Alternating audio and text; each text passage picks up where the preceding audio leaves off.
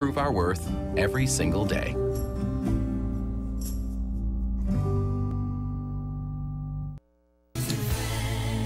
All right, some quick headlines now for you. A Conservative has just won a major election in Australia for the first time in 6 years.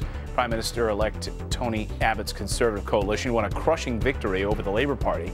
Abbott says his first plans are to scrap a tax on carbon polluters and stop asylum seekers from entering the country. And you might want to stock up on blueberries and ditch the fruit juice. A new study finds people who ate 5 servings of blueberries a week had a 26% lower risk of contracting type 2 diabetes. But fruit juice actually raises the risk of developing diabetes. Allie? I love blueberries. Thank you. Sorry, Barbie.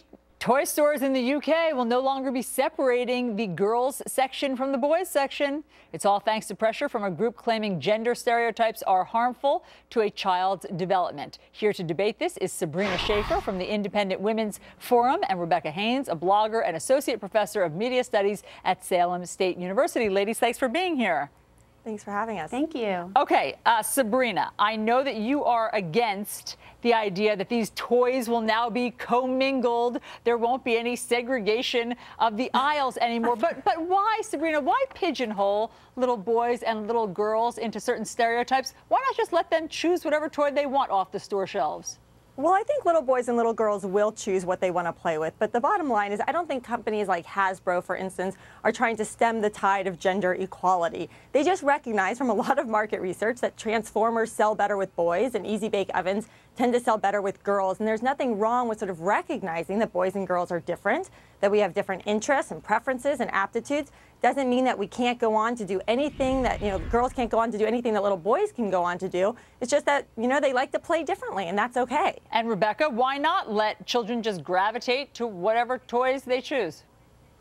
Well, it's interesting. Organizations like Let Toys Be Toys in the UK and BraveGirlsWant.com here in the US are hearing from parents that their kids are interested in toys that would cross the gender aisle, but they're embarrassed or ashamed to ask for it, and that's not right. We want kids to have access to any toy that sparks their interest. As you're speaking, we're showing these advertisements that are sort of these newfangled advertisements where Toys R Us, but of course this is just in Europe, it hasn't made it here yet, are showing boys playing with dolls, girls can play with guns, boys can play, dress up and do hair, things like that.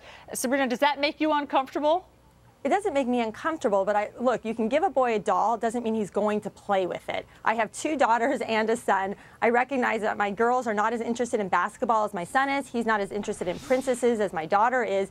I think to try to deny them who they are is sort of misguided. We need to, the best thing we can do as parents is to let our children be who they are and not be ashamed of their gender. If boys want to play with guns and girls want to play ballet, I think that's a good thing, and we should encourage them to sort of embrace the gender that they've been given. And Rebecca, talk about that. Aren't some stereotypes true? Isn't it true that most girls will gravitate to a doll over a truck? Oh, sure, it absolutely is. But the thing to remember is that there are many differences among girls as a group and among boys as a group. And so it's important to recognize that, yes, some girls love playing princess, and that's terrific. But some girls want the chemistry set, and they shouldn't feel like it's just for boys. If we don't say, hey, these are jobs for men and these are jobs for women, why would we say these are toys for boys and toys for girls when toys are really kids' work? You guys have made excellent points in a very thoughtful way. This is a fantastic learning segment here, ladies. Sabrina Schaeffer, Rebecca Hains, thanks so much for pointing out all the different angles. Thank you for having us. We'd love to hear from